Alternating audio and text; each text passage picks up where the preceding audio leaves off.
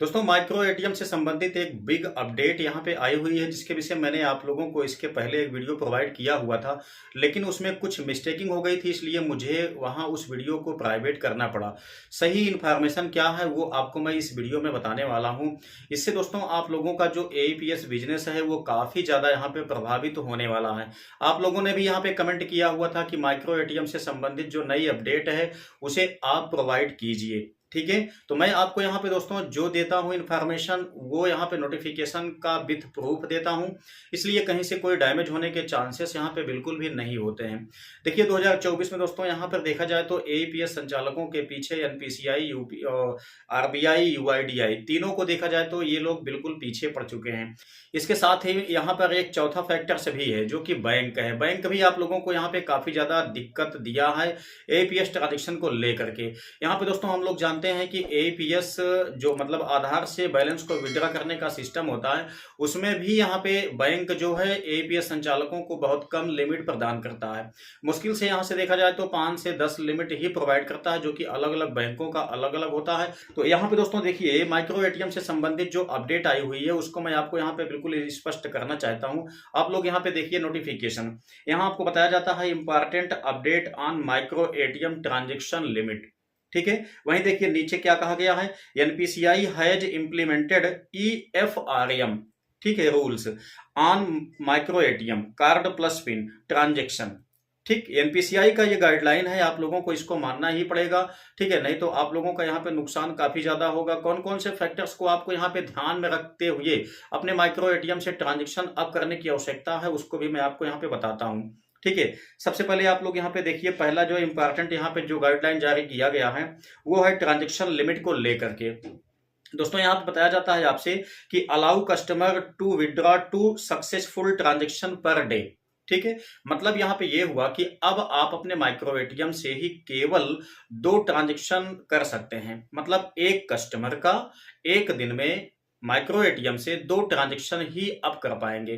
जैसे आप सभी को पता है यहाँ पे कि एईपीएस के माध्यम से मतलब थंब के माध्यम से यहाँ पे 10,000 की लिमिट लगाई गई है कि आप लोग यहाँ पे 10,000 तक ही अपने आधार से बैलेंस को विड्रॉ कर सकते हैं। लेकिन दोस्तों यहाँ पे माइक्रो एटीएम से ऐसा कोई विशेष बाउंडेशन यहाँ पे नहीं था। आप लोग यहाँ पे बैंकों का जो लिमिट होता है, जैसे कि बैंक ऑफ बड़ौदा का 25,000 है या अन्य जो बैंक है उनका 40,000 लगभग है, इसी के आसपास में तमाम बैंकों का जो लिमिट है उसी के दायरे में आप लोग यहाँ पे उस लिमिट के तहत बैलेंस को विड्रॉ कर लेते थे अब तक। ठीक है, जहां से कि आप लोग यहाँ पे 1 2 3 बार 4 बार अपना माइक्रो एटीएम की मदद से आप लोग पैसे को निकाल लेते थे। लेकिन आप लोग को यह भी बात पता है कि एक बार में माइक्रो एटीएम से केवल यहाँ पे 10,000 रुपए निकल जाता था। लेकिन दोस्तों अभी भी वही प्रोसेस है कि एक बार में यहाँ पे 10,000 ही निकलेगा। अभी अभी काफी ज्यादा देखने को मिला हुआ है कि यहाँ पे काफी बैंकों के जो माइक्रो एटीएम से बैलेंस विड्रॉ करने की बात है वो दोस्तों 10,000 से भी लिमिट घटा दिया गया है। लगभग लगभग यहाँ पे 9,900 रुपए तक डालने के बाद सक्सेसफुल यहाँ पे ट्रांसफर हो जाता है, मतलब ट्रांजेक्शन हो जाता है। लेकिन दोस्तों 10,000 यहाँ पे डालने के बाद ट्रांजेक्शन नहीं हो पाता है, मतलब विड्रॉ नहीं हो पाता है। ठीक है, तो ये भी काफी ज्यादा इनका एक गलत इंफॉर्मेशन है, गलत मतलब नियम है। कम से कम 10,000 दिया गया है तो 10 तो देना ही चाहिए था। लेकिन यहाँ पे माइक्रो एटीएम से भी लिमिट लगा दी गई है, ये आप लोगों के लिए काफी ज्यादा नुकसानदायक होने वाली है। ठीक है, आप लोग यहाँ पे केवल 2 ट्रांजेक्शन ही कर पाएंगे।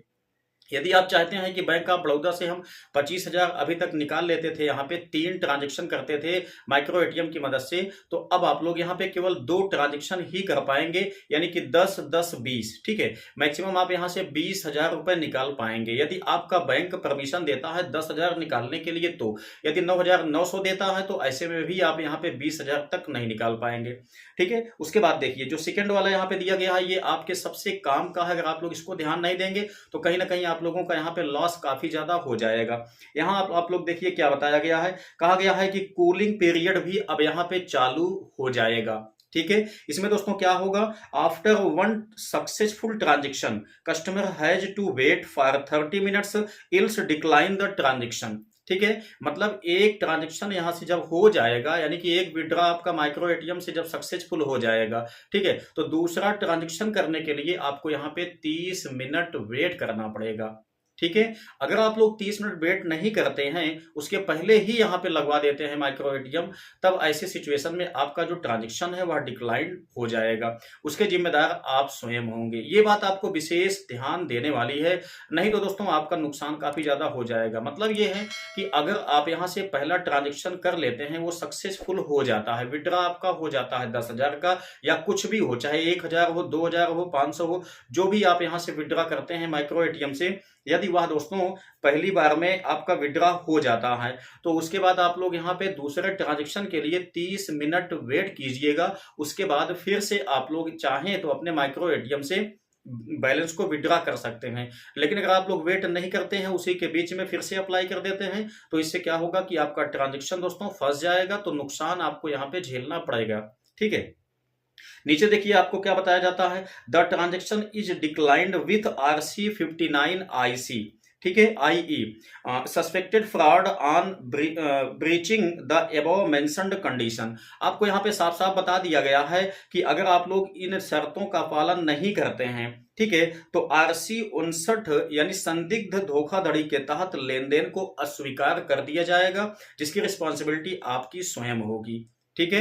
तो ये माइक्रो एटीएम में भी दोस्तों आप यहाँ पे लिमिट लग गई है, आप लोग माइक्रो एटीएम से भी बहुत ज्यादा विड्रॉ नहीं कर पाएंगे। अभी तक आपको पता है कि यहाँ पे AEPS ट्रांजेक्शन को लेकर के बहुत सारा घमासान मचा हुआ था, लिमिट वहां पर भी बाधित की गई थी। यहीं पे दोस्तों अब माइक्रो एटीएम में भी लिमिट को बाधित कर दिया गया है। मतलब देखा जाए तो टोटली यहाँ पे NPCI, RBI, UIDI या आपके जो बैंक हैं, ठीक है, ये बिल्कुल भी नहीं चाहते हैं कि प्राइवेट सेक्टर के AEPS संचालक सही तरीके से अपना काम करें।